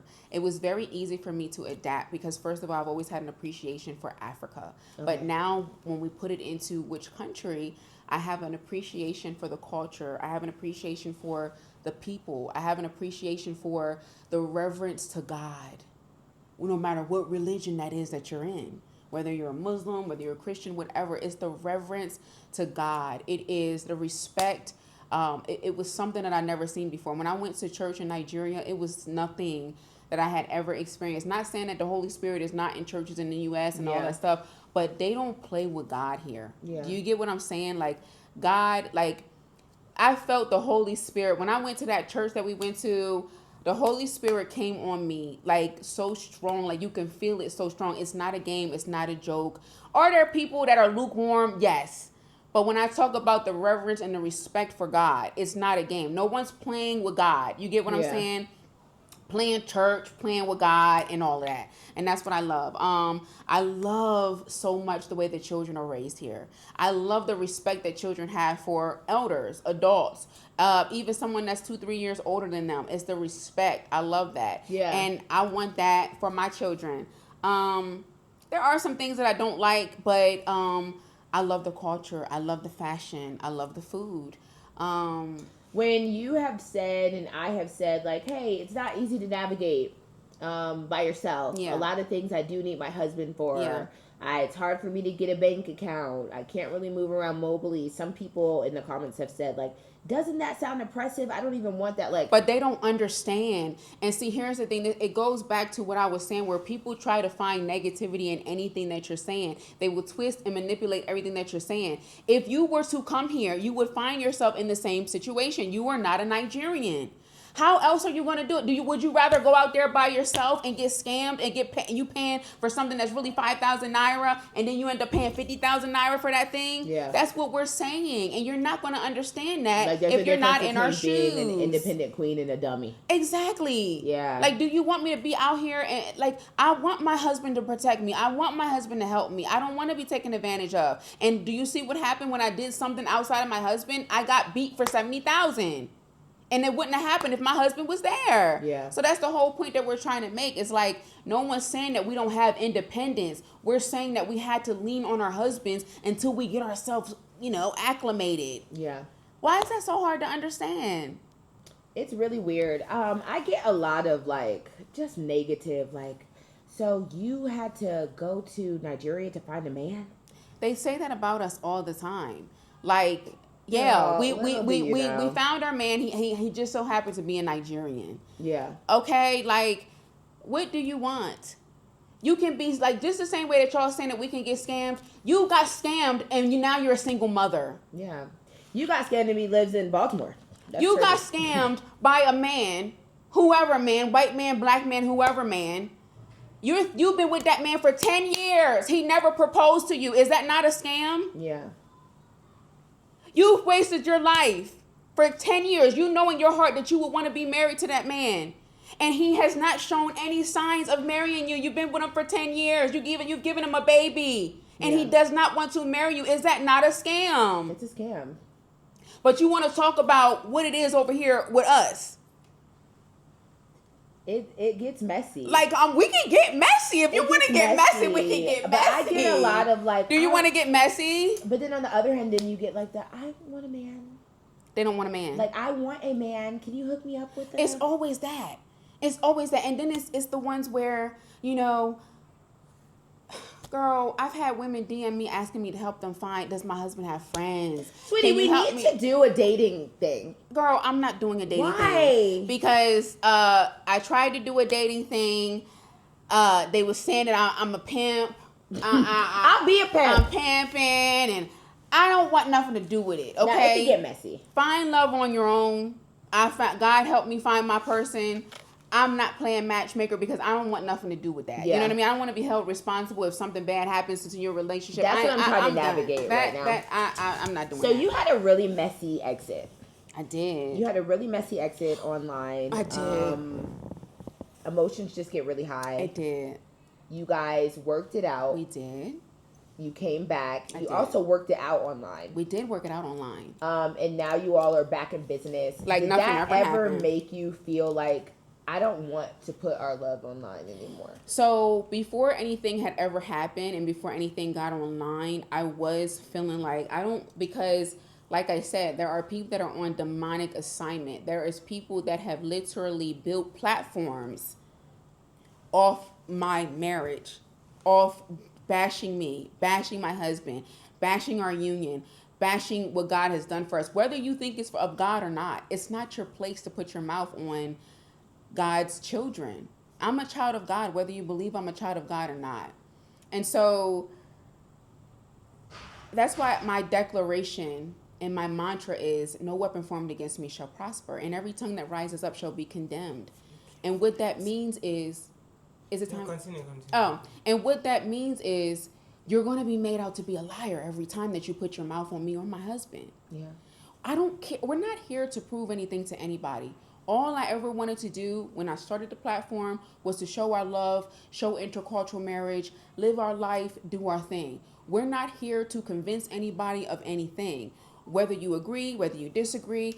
I could not believe, Brittany, after I got married to my husband, you would have thought that I got married to an alien. Yeah. You would have thought I was doing something taboo, the way people were acting. But everything, I keep trying to let people understand. And I hate to bring it back to spirituality and religion and stuff like that, but it's the truth. We wrestle not against flesh and blood, but principalities, spirits. It's all spiritual. You can't look at you. I was wondering, why are people acting like this? Because the enemy hates marriage, baby. You're married now. Yeah. The enemy hates marriage. So I never went through none of that with any relationship. Any relationship online, blah, blah, blah. The moment I get married, here come the spiritual warfare. Here come people coming out saying this. Here come people coming out saying that. You're doing this. Do you think it was the time? No, it was going to happen regardless, babe. Okay. It was going to happen regardless because we wrestle not against flesh and blood. It's all spiritual. And you have to know how to fight against spiritual warfare because it's a real thing. The enemy hates marriage. I realize that now, that the enemy truly hates marriage because marriage is perfect in the eyes of God. He created this union. It's perfect in the eyes of God. It's not distorted. It's not perverted. It's not, you and I are not living in sin. Whether you think our marriage is fake or whatever, we are not living in sin anymore. We're married. We are in covenant. Yeah. Covenant under God. And so the enemy hates that. Yeah. He would rather us to be shacking up, baby out of wedlock, everything. That's Yeah. what he would want. Because after everything in the dust settled, what do you think you could have done differently? After everything, I think what I could have done differently is I could have had a conversation with my husband. I did not. I made up my mind that once I leave Nigeria, I'm done. I'm not talking anymore. I don't have anything else to say, and there's nothing else to say. And I also did have people in my ear. I was never manipulated, but I would say that I had negative counsel in my ear. And that's why it's important to surround yourself with married women. It's an echo chamber. Absolutely. Yeah, that's the worst thing for you. You can't put yourself around someone that's bitter, don't have a man, Yeah. Don't respect marriage, ain't never been through nothing. Now I have women that's been married 30 plus years around me. I got a woman that's Amen. been married for 20 years. I have a friend who, thank God has blessed me with so many beautiful women, yourself, other women that have got years in this marriage game. And what me and my husband went through is not anything that no woman that's been married for 30 plus years can't say that she can relate to that. Every single couple who has been together for that long has seen some shit. They have seen, baby. Like, everybody. And I get people in my comment section. One girl gonna say, "I thank the universe that I'm not in struggle love." Well, first of all, no one loves you. Okay, and first of all, she was like, "Well, I'm getting ready to get married to my fiance, and I thank the universe that I don't have to go through anything." Well, sweetie, first of all, you're thanking the universe. That's number one. Yeah. And number two, you can't speak on something. You're not married. You can't speak on. You don't know what you're gonna go through. You don't. I remember a married woman. I'm gonna say this real quick. I remember a married woman. Take your time. I remember a married woman, been in the game, honey, 15 years married. And I had came home and I was like, "I'm done with my marriage, blah, blah, blah." I could never, she was telling me her testimony. And I thank God for allowing her to speak to me and be transparent with me because I'm married. So she felt comfortable enough to share some things that she went through in her marriage. And I remember after she told me everything, I was judging her a little bit because I was like, I would never, like, I literally said, I would never go through that. Couldn't be me. And immediately I heard in my spirit, you don't know what you will go through. You don't know what you would tolerate in marriage. You don't know what you would do in marriage. So be careful when you sit up here and say, it could never be me. My husband could never be on drugs. My husband could never. You're going to eat your words. Oh, I could never. My husband would never treat me like that. Baby, get in the game 3-4 years. You don't know what you're going to go through. Keep on. My grandma used to say, keep on living. Never say never. Keep on living. And so now, you know, after realizing some things and my marriage being restored, now I respect her for sharing that with me because that was her testimony of what God did for her marriage. Marriage is a covenant. You know, you don't just leave when things get tough. This is not a boyfriend-girlfriend situationship. You're in a covenant marriage now, sweetie. You don't just run when things get tough or your husband is misbehaving or you're acting up or whatever, finances. This is through sickness and in health, through richer, through poorer. That's what the vows say. Grayson. As an American woman and you are with a very fully Nigerian man, what kind of shifts or changes emotionally have you had to address and deal with? Emotionally that I had to address and deal with. There are just some things that my husband just doesn't understand as me being a Black American. And so that was a little bit of a struggle in the beginning, helping him to understand that people do get sad, sweetie. Like, you know what I mean? Like, mental health, like people get sad. You know, there are some people that when they get sad, like, I mean, there are people that are high functioning they don't even know that they're depressed. And one of the things that my husband and I had to help him understand is he thinks that there's no mental health. Like, he thought there was no mental health in Nigeria. I said, sweetie, that person's having a full-blown panic attack right there. This is what anxiety attack looks like. Yeah. He didn't know. Like, he doesn't know. There's no name to it from what I can see. But everybody struggles with something all over the world, whether you're in Africa, whether you're in America, whether you're in whatever. People deal with things. You know what I mean? So that was hard for my husband to understand. Like, Why can't you just keep on moving? And for the Yeah. most part, you do keep on moving, but sometimes it's crippling for some people. I was going to say sometimes the movement can look crazy or like, you know what I'm saying? Yeah. Sometimes it's crippling for some people. So, and then even like just, it was depressing for me, like, and it was isolating. Me being here by myself, you know what I mean?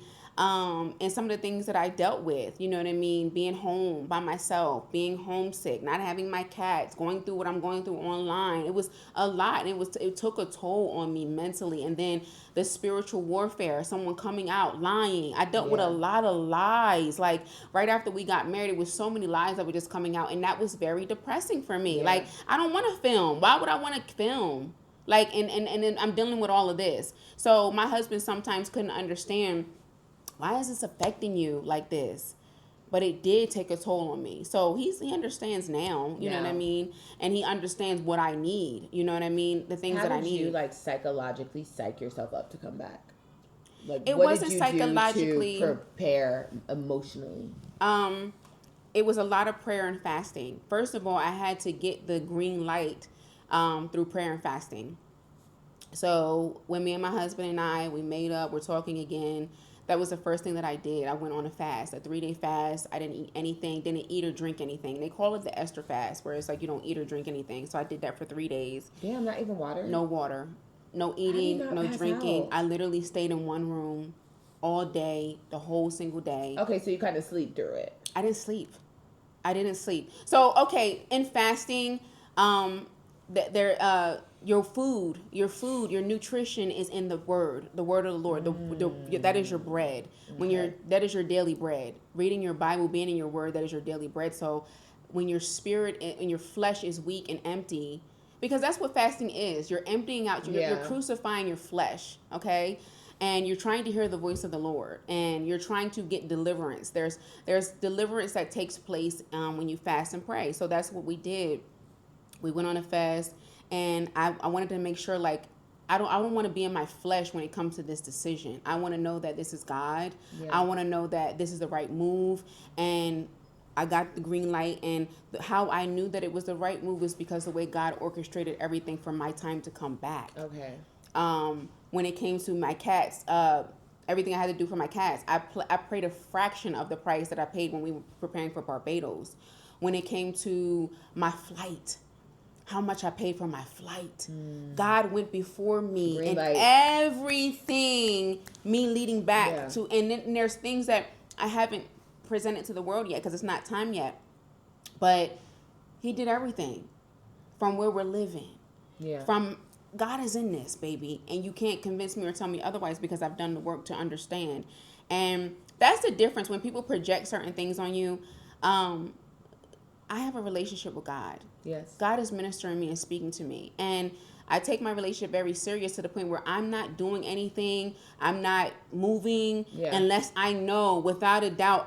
Confirmation. You're going to get confirmation. And that's how God helped me understand how he speaks to me, is that he will do it through confirmation, 3 and 4 or 5 different confirmations to let me know that this is not your flesh, this is not your mind, this is me. I'm going to confirm it to you 3 and 4 times to let you know that it's me. So that is the difference in this move coming back to Nigeria versus any other thing that we've done in the past. I love that. What would you call this next chapter? This next chapter is my Romans 8 and 18. Romans 8 and 18 is, the suffering that you endure does not compare to the joy that's coming. Joy is so coming. You've suffered in the beginning of your marriage, moving to Barbados. Okay. The disappointment, the letdown, the spiritual warfare, the everything of my life. I'm so excited about it. And it's been my mantra. It's just been my thing. So the first one is Joel 2:25. And it's basically talking about, I don't know verbatim what it is, but it's basically talking about, I will restore the years to you that the locust has eaten. Basically, it talks about restoration. Yeah. And then Romans 8 and 18 is the joy, nothing compares. You have suffered a lot in your life, but it doesn't compare to the joy that is coming in your life. And so when I think about all that I went through in the beginning of my marriage, all the disappointment, all the letdown, all the spiritual warfare, all the gossip online, all the trying to tear me down, all the taking my marital channel, all the everything, it does not compare to the joy that is coming. And the joy that is coming is the restoration in my marriage that is already here. The joy that is coming is the businesses that will be birthed out in my marital. The joy that is coming is the fruit of the womb. The joy that is coming, it doesn't compare, baby, to the suffering. What happens. Yeah. And that is what's so empowering to me. Yeah. That I can stand on that. And I know that with every fiber of my being, as much as I know that the blood is running through my body, I know that there is a God. And the God that I serve is the true and living God. And he has transformed my life, Brittany. My life does not look the same. But this is why I told you would be a good preacher, girl. Sis, I'm walking in my calling. I'm walking in my calling. Girl, baby, let me tell you, I'm walking. You get first lady or lady. No. I'm walking in my calling, sis. I'm walking. I have a powerful test. There's things that I'm going to share with you outside of this. But I have a very I cannot, sis, when I tell you, I can't not talk about God. Because of what I used to look like before, what I used to deal with before. I saw the best. Come on. I can't not talk about it, baby. I should. Yeah. I should be in a mental home. I should. I should not be here because I probably off myself. I should. And you think I'm gonna be quiet? You think I'm gonna be quiet after all that I've endured, all that I've been through? You think I'm not gonna talk about how good my God is? Sweetie, 50% of marriages do not make it. They don't make it. The statistics. Came back up. We went to the pit of hell and came right back up. God snatched us up out of there. God is good. God is good. I was looking at something. I think I was listening to something where you said you were reading Ecclesiastes. Yes. Yeah, and that's actually my favorite book. Ecclesiastes. Okay, let me tell you about this real quick. So Ecclesiastes chapter 6 is where I first started. I literally opened up. I said after I finished my fast, the 3-day fast, I said, okay, Lord, I was feeling in my spirit that I need to start reading my Bible because you can't pray without reading the Bible. It kind of goes hand in hand because in the Bible, that's where you find out who God is. You know, when you pray, you're building the relationship, but when you read the Word of God, it's when you know who God is. That's how you. It's a thank you. So I finished my fast, and then he's like, okay, now you need to go into the Bible. You need to start reading the Bible. I opened the Bible. It takes me to Ecclesiastes chapter 6. And that literally was talking about my platform being online. Wow. You cannot make this stuff up. You want to know my favorite chapter is 7. Are you serious? Because your day of death is better than your day of birth. Stop it. Yes. And a good ointment is nothing compared to a good name. Stop it. Yes, amen. And so I read the entire book of Ecclesiastes. What was 6 talking about? 6 is talking about how you can have all the world. You can have all the riches, all the fame, all the fortune, all of anything, but it doesn't mean anything if you don't have God. And I related to that because it's like my platform. It related to where I am and how I feel about my platform now because it's like numbers don't end. If you keep chasing numbers, you're going to be chasing numbers don't end. You know, and I meant to ask you that. Like, do you ever get driven by numbers? Like, this one is low. I used to. Like, does it bring your mood down? No, I used to because I'm used to back at my peak. I was doing 100,000 views a day in 24 hours. I was used to 100,000 views in 24 hours. But as time goes, and where I am now. I think that's YouTube in general. Everyone is seeing a decline. The thing is, the algorithm has changed, you know, and I understand that. And so where I am now is, like I said, numbers don't end. And none of that matters to me anymore. You know what I mean? It doesn't matter to me. I'm still getting my bag. I'm still getting money, you know. And like I said before, it goes back to what God has for me is always going to be for me. I'm never going to miss any door that has my name on it. What are your top 3 favorite things about your husband?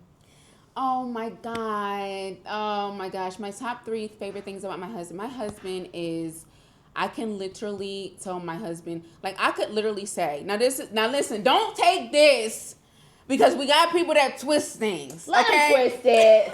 Leave it in the comments. I could literally say, this is the type of husband that I got. I could literally say to my husband, honey, I have some crack in my bag and. Is it mixed with fentanyl? I could literally say, honey, I have some crack in my bag. I just snorted the crack 5 minutes ago. Damn. And my husband's going to be like, sweetie, are you serious? And I'll be like, I'm dead serious. I'm like, yes. And then he's going to be like, it's okay, baby. What can we do? Thank you for telling me that. I appreciate you for telling me that. but I don't like that you're doing crack. Next time, just don't do that. He's going to say. He's a safe space. He's a safe space. I love that. Like, no matter how dirty no matter how like, dirty. You could be like, I think I killed somebody. He's going to be like, okay. Oh, he actually did something like this one time. He said, honey, I need to talk to you about something. There's something going on. I'm not going to go into great detail about it, but he said, baby, I need you to tell me the truth about this situation. Did you do X, Y, and Z? You can tell me the truth. We're gonna fix it. I'm gonna help us fix this. Whatever the situation is. What the situation was, it's like, I'm gonna help us fix it. Did you do this? Did this happen? You can tell me the truth. I'm gonna fix it. Like he's you can tell him whatever you want to tell him. There's not gonna be any judgment. He's not gonna judge you. He's gonna fix it. If he will, he's really big on this is us.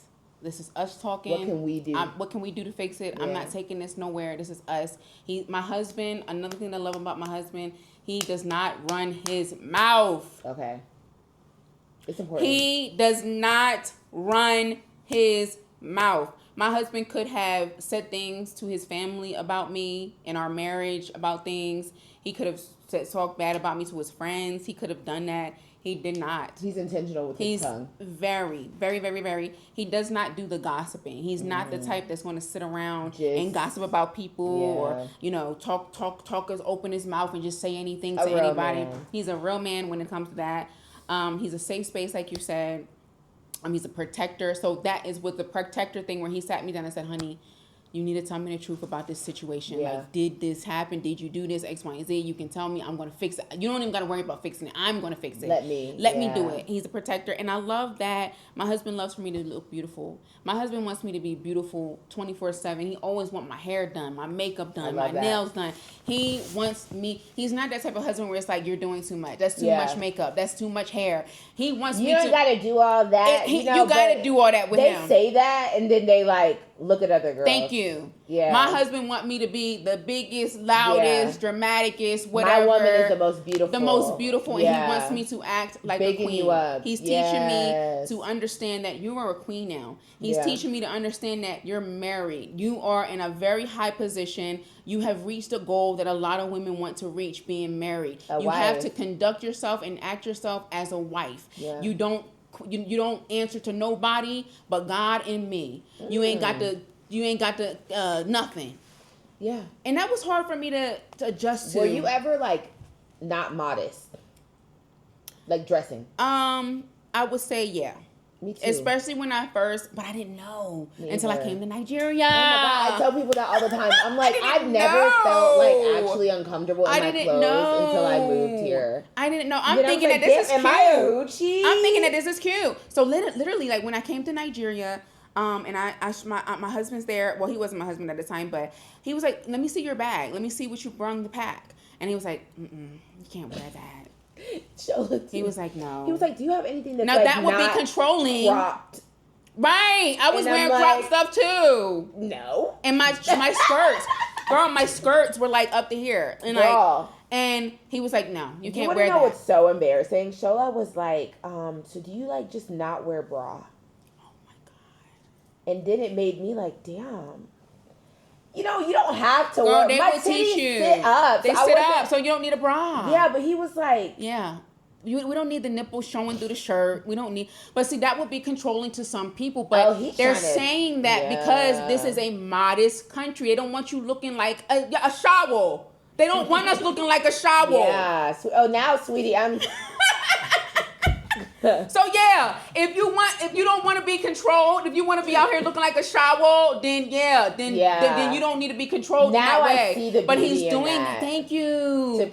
Because he's telling us you are a queen. You're so worth more. You're not just a piece of skin and body and bones and that. That's exactly. Not. And so now it's like I am modest. I am like there's beauty in this is beautiful. Sweetie, I love my. I love. Do we not look beautiful, guys? I will throw this on in 5 different colors Girl, every I feel day. the most beautiful when I'm in my African attire. I do, though. No, I'm so serious. Even when I went home, I told my mom, girl, you need to put a sweater on. But, sweetie, we come from a culture where showing more is supposed to be beautiful. But that is even how they But make it's the not. clothes. It's cheap. The clothes are cheap. Well, I'm saying even if you go on Fashion Nova, everything kind of is... Everything is skimpy. Everything is... But see, here's the thing. They still think it's beautiful to show your curves and your shape. It's nothing wrong with showing your curves and your shape because the clothes and the material is made for that body type. Your titties don't need to be out. But though. your body, your whole butt and body and everything, yeah. short, you know, you can still and be you sexy. see it here. You see it here. I'm not gonna be like, oh my God, everywhere. But I just feel like you as a woman are more respected. You are. Yeah. And he does, and as your husband, he does not want you looking like that and dressing like that. And so, it gives a like she's kept. Exactly. Yeah. Exactly. Not she's fishing. Exactly. You know what I'm saying? Exactly. And I love that he wants me to look beautiful and carry myself as a queen all the time. And the third thing that I absolutely love about my husband is he is a very sweet man. He loves animals. He loves humanity. He's a good cat dad.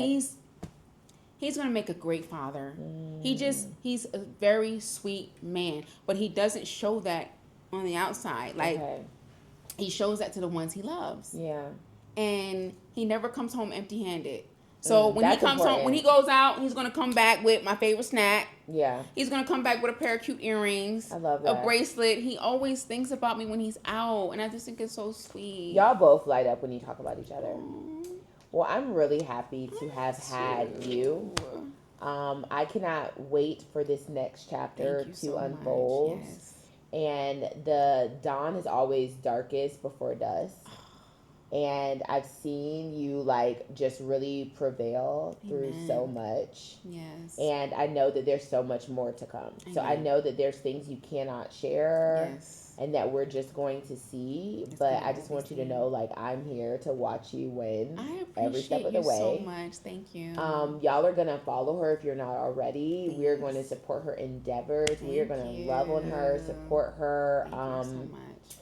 And it's just amazing. And I love having her here because y'all have seen my journey. So y'all are going to rewatch a lot of these things and see life in Nigeria through her eyes. And y'all will see her again for a 1-year anniversary interview to see where you are from then to here. So I'm excited for both of us, sweetie. Thank you so much for having me on the channel. I appreciate you just being a part of my journey. You know what I mean? Even before the internet, even before the interviews. Off the internet, off the interview. Yeah. Like, seriously. And you have to, support is so vital to success. It's needed. To success. Absolutely. It really is. And, like, you are not an anomaly. We all go through shit moving as expats in general, with a husband, without a husband. It's not easy doing what we're doing. But like I told you, we are a part of a very small tribe of extraordinary women. It is not easy to move your life gracefully, succeed, prosper, share, document, all these things. Wake up, good days, bad days. You craving this, can't have this, making it shake with this. It's a lot. Girl, it's a lot. Seriously, it really and we do is. it with grace. With grace every time. And then at the end of the day, when all of these people move to like nations like America or UK that are a melting pot, it's easy to find your tribe. Yes. There. Because it's hella Nigerians in America. There is not a lot of us out here. You can find it, yeah. How many Nigerian stores are there in America compared to how many Black American or even American stores are there? Not that many. And then even if you don't find the Nigerian, there's African, so you can even relate to being African. Exactly. So it's a lot. It's a lot for us here. So I just appreciate having you here. And I love you all. Thanks for watching. And we will chat soon. That was beautiful, Brittany. It was really great. Oh